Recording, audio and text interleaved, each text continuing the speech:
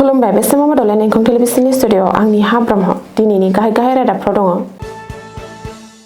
बर' रेबग्रा जथुमनि सा 11 फरायथौआरि हान्जाया साइबेरियायाव दावबायहैदों। गसाइगावनि श्रीरामपुराव गिख्रंथाव जाथाय। मिज'रामाव 1200 डेटनेटर जब्द। गुवाहाटीयाव ट्राकआ सासे सुबुंखौ सौख्लायना गालांदों। आसुआ बेसेन बांनायनि हेंथायै 22 मेआव रायजोनाङै सोमावसारगोन। जुबिन खेत्रआव गिबि मन्थ्रि डक्टर हिमन्त बिश्व शर्मा। जुन दाननि गिबि सप्तानि उनाव जागोन मन्थ्रि सभानि फेहेरनाय, बुंदों हिमन्त। दानिया फैदो आबुं रादाबाव।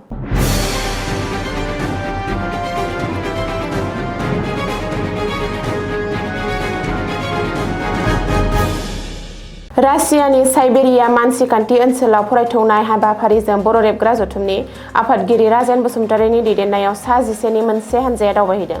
दिनै 20 मे बृहस्पतिबारखालि दिल्लीनि इन्दिरा गान्धी इन्टारनेशनेल बिरखं गाथोननिफ्राय रावना होनो साखाफारा जाबाय फरायथौआरि हान्जाया।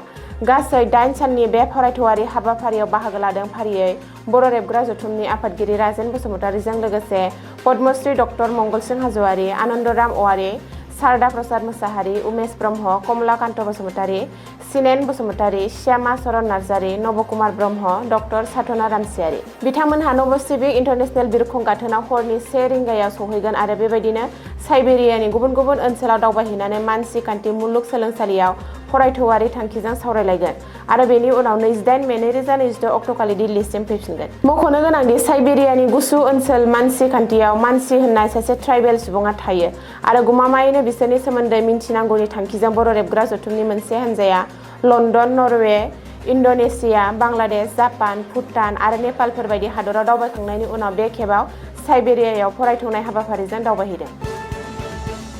क'क्राझार जिल्ला गसाइगाव महकुमानि श्रीरामपुराव मोनसे गिख्रंथाव जाब्रबथाय जायो।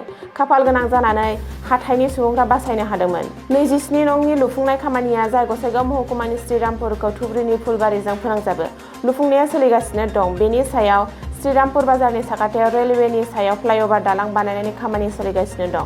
मोनाबिलि समाव हाथाइनि गेजेर ओनसोलाव फ्लाइअभार बानायनायनि बिबान थानाय जुन्डु कम्पानिया क्रेन बानायनानै मोनसे गिदिर सिमेन्टनि थुख्राखौ दैखांगासिनो दंमोन।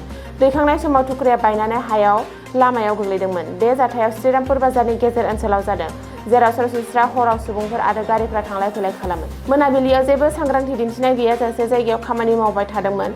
बायनानै जेब्ला थुख्रा बायदोंमोन अब्ला सासे मानसिनि मावग्राया गोब्राबै जोखोम जादों। थेवब्लाबो साधारन सुबुंफ्रा खाफाल गोनां बासायदोंमोन होननानै फोरमायदों ओनसोलनि सुबुंफोरा। मिज'रामनि आइजल जिल्लायाव आसाम राइफल्सनि हान्जाया गोख्रों सिग्रोमनायनि गेजेरजों 1200 डेटनेटर जब्द खालामनो हानायजों लोगोसेनो बे जाथायाव लोब्बा गोनां सासे सुबुंखौ खायो। मिथिनो हानाय बायदिब्ला आइजलनि दुर्तलां ओनसोलाव गोख्रों सिग्रोमनायनि उनावनो सासे सुबुंनि गारिनिफ्राय बेफोर बेफ्रुग्रा मुवाफोरखौ बोखांनो हानाय जादों। रैखाथि हान्जाया बे जाथायजों लोब्बा थानाय सुबुंखौ खायो आरो बिनि गारिखौ जब्द खालामनाय जायो। रैखाथि हान्जानिनो सासे जवाननि बायदिब्ला आइजल ओनसोलाव बेफ्रुग्रा मुवाफोरनि लांलाय लाबोलाय खालामनायनि खौरांखौ मोन्नायनि उनावनो बे अपारेसन हाबाफारिखौ लादों। नायबिजिरनायनि समाव हान्जाया गारिनिफ्राय ड्राइभार सीटनि सिङाव दोनखुमानानै लाबोनाय 1200 डेटनेटरफोरखौ बोखांनो हायो। बोखांनो हानाय मुवाफोरनि सेन्सिटिभ महरखौ नोजोर होनानै गासै अपारेसनखौ जोबोद सांग्रांथिजों खालामनाय जादोंमोन। गुवाहाटीनि जुनारसालि रड नार्सारि ओनसोलाव मंगलबार हरनि समाव मोनसे ट्राकआ लामाजों थाबायलांनाय सासे सुबुंखौ सौख्लायना जिउ फोजोबनाय जाथाया सोराङाव फैदों। खौरां मोननाय बायदिब्ला गोख्रै खारनाय ट्राकआ गिबियाव सुबुंखौ सौख्लायना गोब्राब जोखोम खालामदोंमोन। जोखोम जानाय सुबुंखौ थाबैनो गुवाहाटी मेडिकेल कलेज आरो देहा फाहामसालियाव लांनाय जादोंमोनब्लाबो डाक्टारफोरा सौख्लायजानाय सुबुंखौ थैबाय होननानै फोरमायो। जाब्रबथायजों जिउ गोमानाय सुबुंखौ गुवाहाटी नयनपुरनि थागिबि प्रदीप कुमार सिंह होनना सिनायथिदों। रिपर्ट बायदिब्ला जाब्रबथायाव AS 171961 नम्बरनि ट्राकआ सोमोन्दो दंमोन होननानै पुलिसआ फोरमायो।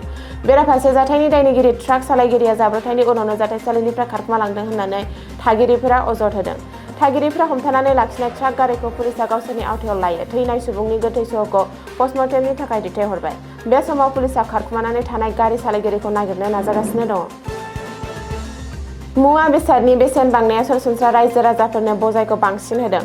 बेखौ नोजोर होनानै अल आसाम स्टुडेन्टस इउनियन आसुआ 22 मेआव रायजोनाङै सोमावसारनायनि हाबाफारि लादों। मुवा बेसादनि बेसेन बांनायनि हेंथायै आसुआ 22 मेआव रायजोनाङै सोमावसारगोन। आसुनि आफादगिरि उत्पल शर्माया ससियेल मिडिया पस्टनि जोहै बे खौरांखौ मिथिहोदों। मख'नो गोनांदि बाजाराव अर जोंगासिनो मुवा बेसादनि बेसेन खमायनायाव मोन्नैबो सोरखारा फेलें जादों। दायो सोमावसारनायनि गोनां बेसेन बांनायनि हेंथायै सोमावसारना बेसेन खमायनांगौनि दाबिजों 22 मेआव आसुआ रायजो नाङै दिन्थिफुंगोन। सोरखारा बेसेन खमायनो थाखाय राहा लानांगौ आरो रायजो राजाफोरखौ रेहाय होनांगौ होननानै आसुनि आफादगिरि उत्पल शर्माया बुंदों। गिबि मन्थ्रि डक्टर हिमन्त बिश्व शर्माया दिनै फुङावनो सनापुरनि जुबिन क्षेत्रआव दावबायदों। दिल्लीनिफ्राय फैनायनि उनावनो गिबि मन्थ्रिया दिनै आसामनि हार्टथ्रब जुबिन गार्गनो मान बावो आरो गावनि सिबिनायखौ होयो। नैथि खेबनि थाखाय आसामनि गिबि मन्थ्रि महरै समायखिरा लानायनि उनाव दिनै डक्टर हिमन्त बिश्व शर्माया गिबि खेबनि थाखाय जुबिन क्षेत्रआव दावबायदों। मख'नो गोनांदि आसाम बिधानसभा बिसायख'थियाव जुबिन गार्गआ राजखान्थियारि इस्यु जानो लानाय समावनो हिमन्त बिश्व शर्माया बुंदोंमोन दि बिजेपिआ जुबिनखौ लानानै राजखान्थि खालामा आरो आसामाव गोदान सोरखार दानायनि उनावसो सनापुरनि जुबिन क्षेत्रआव बियो दावबायगोन। सिगाङाव बुंनाय बायदिनो हिमन्त बिश्व शर्माया दिनै जुबिन क्षेत्रआव नुजाथि होयो आरो हान्थु खेरायो। बेजों लोगोसे गिबि मन्थ्रिया जुबिन क्षेत्र एबा जुबिन फोथारनि लुगासिनो थानायखौबो खौरां होयो। बे समावनो गिबि मन्थ्रिया खौरांगिरिफोरनि सिगाङाव बुङो दि कंग्रेसआ जुबिननि मुङाव राजखान्थि खालामनायनि थाखाय जों मोनफ्रोम बियाबाव 20% बांसिन भट मोननो हादों। कंग्रेसआ आखाइनि नेरसोननि सोलाय जुबिननि सावगारि लाना जिरायबाय थायोब्ला रायजोफोरा रागा जोंखागोन।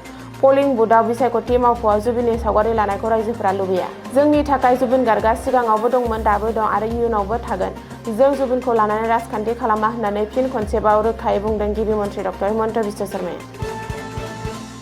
गिबि मन्थ्रि डक्टर हिमन्त बिश्व शर्माया माब्ला गावनि मन्थ्रि सभाखौ फेहेरगोन बेखौ लाना रायजो नाङै सावरायनाया सोलिगासिनो।